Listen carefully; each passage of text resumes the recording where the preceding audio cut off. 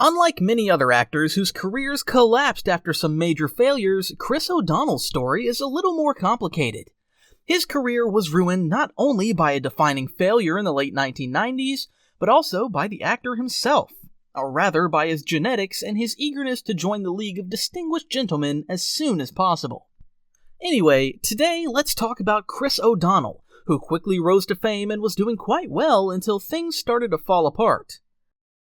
At the start of his career, Chris appeared in supporting roles in several Hollywood productions. One of them, the 1991 drama Fried Green Tomatoes, even turned out to be a big success. Around the same time, O'Donnell almost landed another future hit, The Prince of Tides. The role could have given his career a real boost, but Barbra Streisand, the film's lead actress and director, got in the way. According to her, the actor did well during auditions, but once filming began, something changed. She quickly got rid of Chris and replaced him with her son, Jason Gold, who, of course, was supposedly much more talented. But Chris got lucky. Fame and recognition found him just a year later in 1992, with the film Scent of a Woman. Naturally, most of the credit went to Al Pacino, who was practically forced into the film by his agent. Pacino ended up winning an Oscar and a Golden Globe for his performance, and his agent was generously rewarded for his persistence. But for Chris, being in the film was also a major stroke of good luck. During auditions, he beat out a large number of now famous actors, including Leonardo DiCaprio and Matt Damon. One was considered too much of a farmer type, and the other was too young for the role. Chris seemed to be just right. O'Donnell wasn't the only one who found success with Scent of a Woman. Philip Seymour Hoffman auditioned 5 times and was rejected 4 of them. At the time, he was working full-time as a supermarket cashier and only occasionally landed small film roles.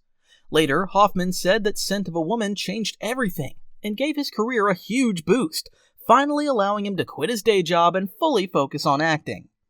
In any case, Scent of a Woman hit theaters in 1992 and, with a $30 million budget, grossed $134 million.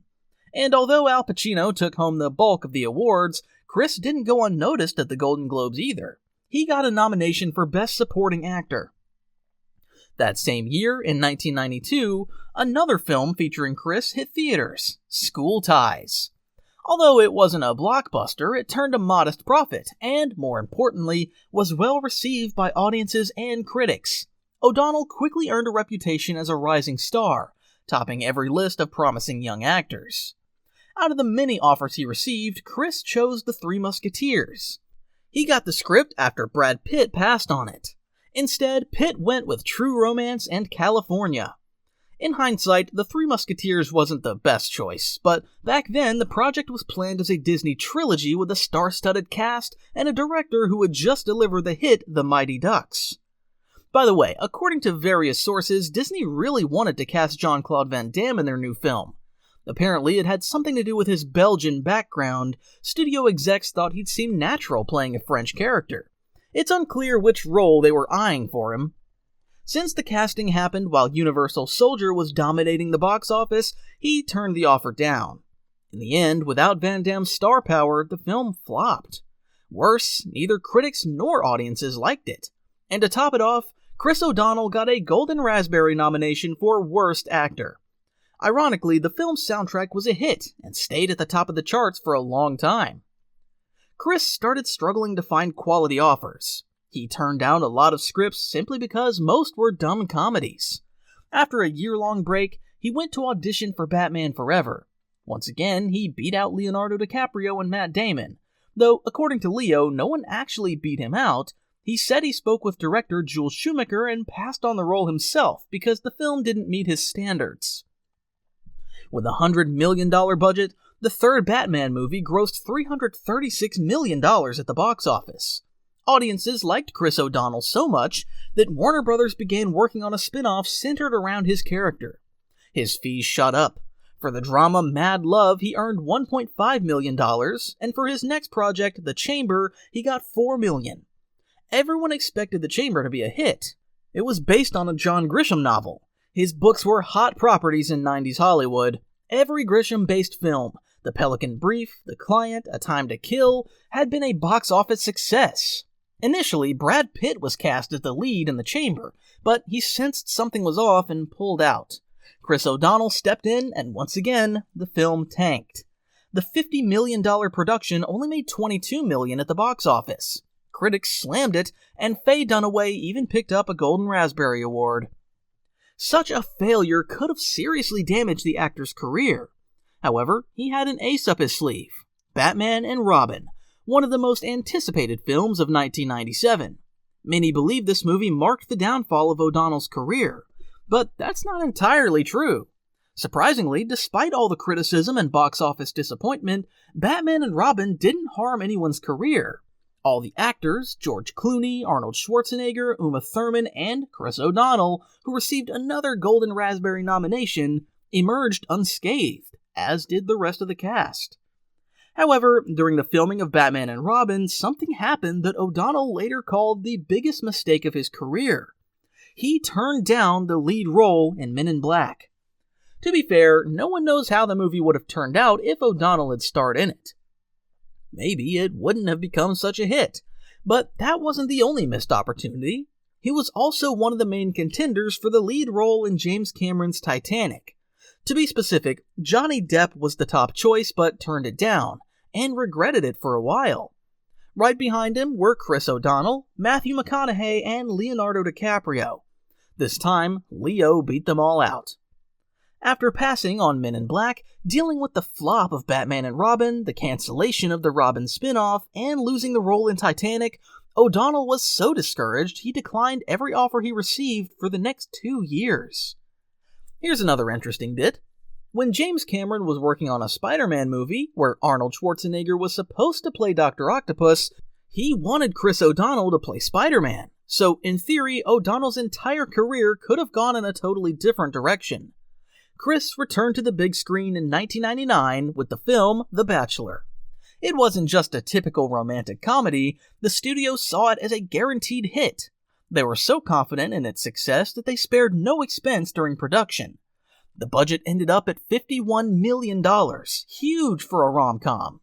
Since O'Donnell was the film's lead and the face of its promotion, he took the brunt of the studio's disappointment after its massive failure. Critics also focused their frustration on him.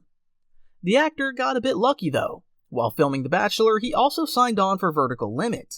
But rumors started spreading around Hollywood that Chris O'Donnell was box office poison, so the studio tried to remove him from the American posters. Vertical Limit was a long time in the making. The project began way back in 1993 as a rejected idea for a cliffhanger sequel. The script went through multiple revisions, but the team couldn't come up with a convincing reason to send a group of thugs into the Himalayas just so Stallone could toss them into a canyon. So, they ditched the cliffhanger sequel idea and turned the script into an original movie. Sony eventually picked it up and commissioned a few more rewrites before it finally became the version we saw in theaters. Chris O'Donnell knew this was his last shot at staying relevant in Hollywood. That's why he did nearly all of his own stunts for the film. He even wanted to do the most dangerous ones, but director Martin Campbell had to step in and stop him. The film opened in December 2000 and had a solid chance at success. If the online numbers are accurate, it had an enormous marketing budget. For a $75 million movie, the US TV advertising alone cost over $30 million.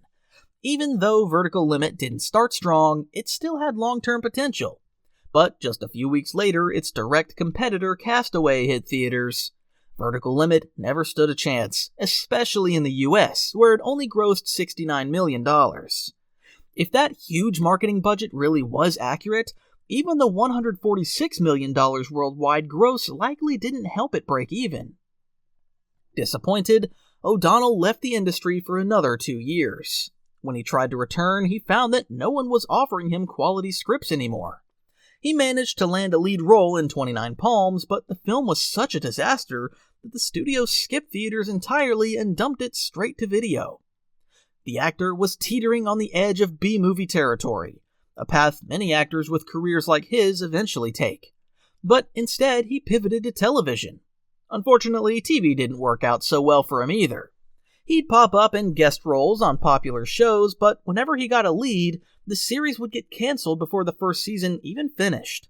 Ratings were usually so bad that networks wouldn't even air all the episodes that had been shot. A couple of the successful shows he did appear in include Grey's Anatomy and NCIS. Occasionally, Chris still shows up in theatrical releases, but those usually don't go well. For example, Max Payne flopped, and the sequel to Cats and Dogs was a total failure. Maybe part of the reason for the rapid decline in Chris's career lies in his genetics. He quickly lost the photogenic looks he had back in the early 90s, when he was seriously good looking. By the late 90s, his face has started to change, and by the early 2000s, he began gaining weight. It happens to a lot of people. Some adapt, others don't. Thanks for watching, and stay tuned.